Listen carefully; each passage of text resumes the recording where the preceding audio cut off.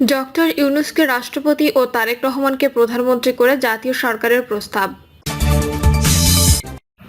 জানাবো নির্বাচন নিয়ে বিএনপির আরও সচেতন হওয়া উচিত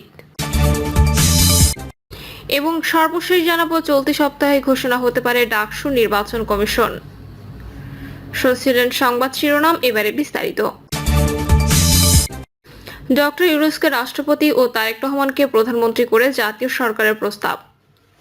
অন্তর্বর্তী সরকারের প্রধান উপদেষ্টা ডক্টর ইউনূসকে রাষ্ট্রপতি ও বিএনপির ভারপ্রাপ্ত চেয়ারম্যান তারেক রহমানকে প্রধানমন্ত্রী করে জাতীয় সরকার গঠনের প্রস্তাব দিয়েছে নতুন দল জাতীয় ঐক্য ও সংহতি পরিষদ। আজ জাতীয় প্রেস ক্লাবে আত্মপ্রকাশ করে নতুন রাজনৈতিক দলটি। মোহাম্মদ নাজিমুল হককে আহ্বায়ক করে 20 সদস্য বিশিষ্ট কমিটির এই নতুন দল জাতীয় সরকারের রূপরেখা ও নতুন মন্ত্রিসভার আনুপাতিক হারের একটি প্রস্তাবও তুলে ধরে। ডক্টর ইউনূসকে রাষ্ট্রপতি, বদিউল আলম মজুমদারকে উপরাষ্ট্রপতি, তারেক রহমানকে প্রধানমন্ত্রী ও ডক্টর শফিকুর রহমানকে উপপ্রধানমন্ত্রী করে জাতীয় সরকারের রূপরেখা প্রস্তাব করেন সভায় উপস্থিত ঐক্য ও সংহতি পরিষদের নেতারা। নির্বাচন নিয়ে বিএনপির আরও সচেতন হওয়া উচিত। গণঅভ্যুত্থানের পরবর্তী সময়ে দেশে জনসম্পৃক্ত রাজনীতি বলতে যা বোঝায় রাজনৈতিক দলগুলোতে তা পরিলক্ষিত হচ্ছে না। রাজনীতির ভারসাম্যমূলক পরিস্থিতিও নেই। ক্ষমতায় নির্দলীয় অন্তর্বর্তী সরকার থাকায় মাঠে রাজনৈতিক পরিস্থিতি শান্ত। আমাদের দেশের ট্রাডিশন অনুযায়ী বড় দলগুলোর মধ্যে পরস্পর বিরোধী ও আক্রমণাত্মক রাজনীতির যে ধারা তা অনেকটাই স্তীমিত। মাঠের রাজনীতিতে এখন আগামী নির্বাচন নিয়ে পরস্পর বিরোধী কথাবার্তা ও বক্তব্য বিবৃতি শোনা যাচ্ছে।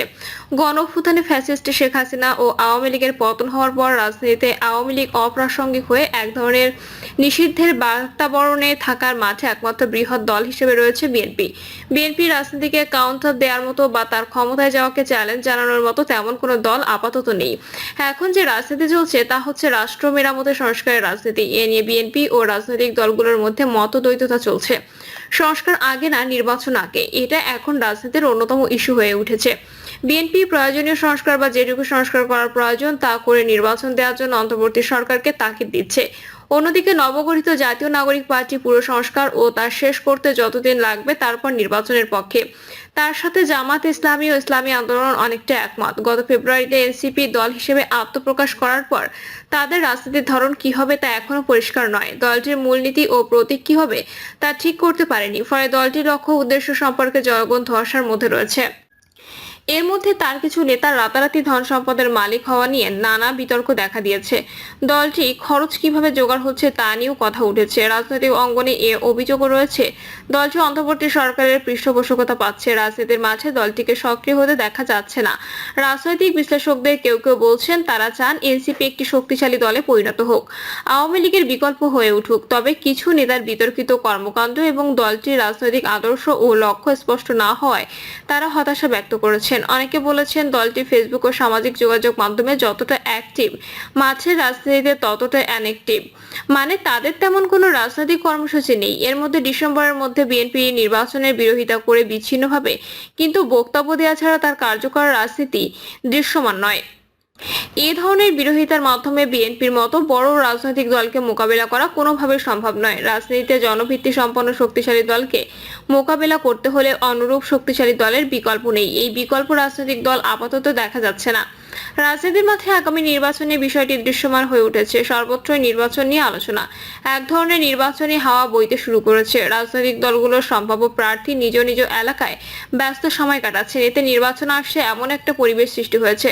দীর্ঘ প্রায় 15.5 বছর ধরে ভোট দিতে না পারা মানুষের মধ্যেও এক ধরনের আশা জেগেছে যে আগামী নির্বাচনে তারা স্বাধীন মতো নির্বিঘ্নে ভোট দিতে পারবে। প্রধান উপদেষ্টা ডক্টর মোহাম্মদ ইউনূস ইতোমধ্যে বেশ কয়েকবার বলেছেন আগামী নির্বাচন হবে ইতিহাস সৃষ্টিকারী, যা বিশ্বের দৃষ্টান্ত হয়ে থাকবে। দেশের মানুষও তার এই কথা বিশ্বাস করেছে এবং অনুপ্রাণিত হয়েছে। তারা ভোট দেওয়ার প্রস্তুতি নিচ্ছে, ভোট দেওয়া নিয়ে আলাপ আলোচনা করছে। এই আলাপ আলোচনা ধীরে ধীরে ভোট উৎসবের দিকে যাচ্ছে। তবে ভোট দেওয়ার জন্য মানুষের প্রস্তুতির মধ্যে এই আলোচনাও রয়েছে। ভোট অন্তর্বর্তী সরকারের টাইম ফ্রেম ও বছরের ডিসেম্বর থেকে আগামী বছরের জুনের মধ্যে হবে কিনা। কেউ কেউ এই পারসেপশন ছড়িয়ে দিচ্ছেন যে ইউনূস সরকারের 5 বছর থাকা দরকার। সোশ্যাল মিডিয়া ও ইউটিউবের কিছু অ্যাক্টিভিস্ট এই নিয়ে প্রচারণা চালাচ্ছেন। স্বরাষ্ট্র উপদেষ্টা লেফটেন্যান্ট জেনারেল জাহাঙ্গীর আলম সম্প্রতি সিলেটে একটি থানা পরিদর্শন করতে গিয়ে সাংবাদিকদের সাথে কথা বলতে গিয়ে বলেছেন জনগণ এই সরকারকে 5 বছর ক্ষমতায় দেখতে চায়। তার এ ধরনের বক্তব্য এবং আরো কয়েকজন উপদেষ্টার কথায় অসন্তুষ্ট হয় বিএনপি। পরবর্তীতে স্বরাষ্ট্র উপদেষ্টা উপদেষ্টা সাংবাদিকদের বলেছেন, এ কথা আমি বলিনি, জনগণ বলেছে। গত 16 এপ্রিল বিএনপির মহাসচিবের নেতৃত্বে একটি প্রতিনিধি দল প্রধান উপদেষ্টা ডক্টর মোহাম্মদ ইউনূসের সাথে দেখা করে ডিসেম্বরের মধ্যে নির্বাচন দেওয়ার দাবি করেছে। তার সাথে দেখা করার পর বিএনপির মহাসচিব মির্জা ফখরুল ইসলাম আলমগীর বলেছেন, আলোচনায় আমরা মোটেই সন্তুষ্ট নই। প্রধান উপদেষ্টা প্রেস উইং থেকে সংবাদ মাধ্যমে পাঠানো এক প্রেস বিজ্ঞপ্তিতে বলা হয়, আগামী ডিসেম্বরের মধ্যে নির্বাচন হবে। তার ঘণ্টা দুয়েক পর সেই প্রেস বিজ্ঞপ্তি সংশোধন করে বলা হয়, নির্বাচন ডিসেম্বর থেকে আগামী বছরের জুনের মধ্যে অনুষ্ঠিত হবে। এ নিয়ে এক ধরনের জালের সৃষ্টি হয়। পরবর্তীতে আইন ও সংসদ বিষয়ক উপদেষ্টা আসিফ নজরুল সংবাদ সম্মেলন করে বলেন, অন্য কে কি বলল তাতে কিছু যায় আসে না। প্রধান উপদেষ্টা বলেছেন, ডিসেম্বর থেকে আগামী বছরের জুনের মধ্যে নির্বাচন হবে, এর কোনো ব্যতিক্রম হবে না। নির্বাচন নিয়ে অন্তর্বর্তী সরকারের এক এক সময় এক এক কথা বলার কারণে নির্বাচন হওয়া নিয়ে এক ধরনের গোলকধাঁধার সৃষ্টি হয়। পরবর্তীতে বিএনপির পক্ষ থেকে বলা হয়েছে, নির্বাচন হওয়া নিয়ে বিএনপি আপাতত অন্তর্বর্তী সরকারকে চাপ দেবে না, সহযোগিতা করবে। অন্যদিকে লন্ডনে জামায়াতের আমিরের নেতৃত্বে একটি প্রতিনিধি দল বিএনপি চেয়ারপারসন বেগম খালেদা জিয়া ও তার ভারপ্রাপ্ত চেয়ারম্যান তারেক রহমানের সাথে দেখা করে দেশে ফিরে বলেছেন, রোজার আগে আগামী ফেব্রুয়ারিতে নির্বাচন হতে পারে। এসব ঘটনা থেকে এটা প্রতীয়মান হয়, নির্বাচন ডিসেম্বর থেকে আগামী বছরের জুনের মধ্যে যে কোনো সময় হতে পারে। আবার রাজনীতির মাঠে এমন কথাও চাউর হয়েছে, নির্বাচন আদৌ হবে কিনা সন্দেহ। কেউ বলছেন নির্বাচন না হয়ে জাতীয় সরকার গঠিত হবে। আবার বিএনপি কেন নির্বাচন করছে এ নিয়ে তার বিরুদ্ধবাদীরা বিস্তর সমালোচনা করছে। কেউ কেউ বিএনপি দ্রুত নির্বাচন চাওয়াকে ভারতের সাথে তার মিত্রতা বা সন্ধির কথা বলেছেন, কারণ ভারত অন্তর্বর্তী সরকারকে ভোটেও সহ্য করতে পারে না এবং স্বাভাবিক সম্পর্ক গড়তেও রাজি নয়। সে বলেছে, নির্বাচিত সরকারের সাথে তার স্বাভাবিক সম্পর্ক হবে। ভারতের এ কথার সাথে বিএনপি দ্রুত নির্বাচনের দাবিকে তার বিরুদ্ধবাদীরা মিলিয়ে সমালোচনা করছেন। তাদের সন্দেহ, দ্রুত নির্বাচনের মাধ্যমে বিএনপি ক্ষমতায় এলে তার সাথে সম্পর্ক স্থাপন করে দেশে শেখ হাসিনা ও আওয়ামী লীগকে পুনর্বাসন করা হবে। গণতান্ত্রিক দেশে অনির্বাচিত সরকারের অনির্দিষ্টকাল থাকা শোভনীয় নয় বলে রাজনৈতিক বিশ্লেষকরা মনে করেন। গণতন্ত্র অনির্বাচিত সরকারকে সমর্থন করে না। গণতন্ত্রের অন্যতম শর্ত হচ্ছে জনগণের প্রত্যক্ষ ভোটে নির্বাচিত সরকার দেশ পরিচালনা করবে এবং সে সরকার জনগণের মৌলিক অধিকার নিশ্চিত করবে। যদিও বিশ্বের অনেক গণতান্ত্রিক দেশে নির্বাচিত সরকারকেও গণতন্ত্রের মোড়কে স্বৈরাচার ও ফ্যাসিজম কায়েম করতে দেখা যায়, যেমনটি করেছেন ফ্যাসিস্ট শেখ হাসিনা। তবে এটা গণতন্ত্রের দোষ নয়, দোষ এর মধ্যে থেকে যে স্বৈরাচারী আচরণ করে তার। তারপরও জনগণের অধিকার প্রতিষ্ঠায় গণতন্ত্রের বিকল্প নেই। অনেকে গণতন্ত্রের ত্রুটি বিচ্যুতিকে স্বীকার করে অন্য শাসন ব্যবস্থার মধ্যে একে লেসার ইভিল বা কম খারাপ বলে অভিহিত করেছেন। তার অর্থ হচ্ছে, এখনো পর্যন্ত গণতন্ত্র হচ্ছে সব শাসন ব্যবস্থার মধ্যে সবচেয়ে ভালো ও গ্রহণযোগ্য।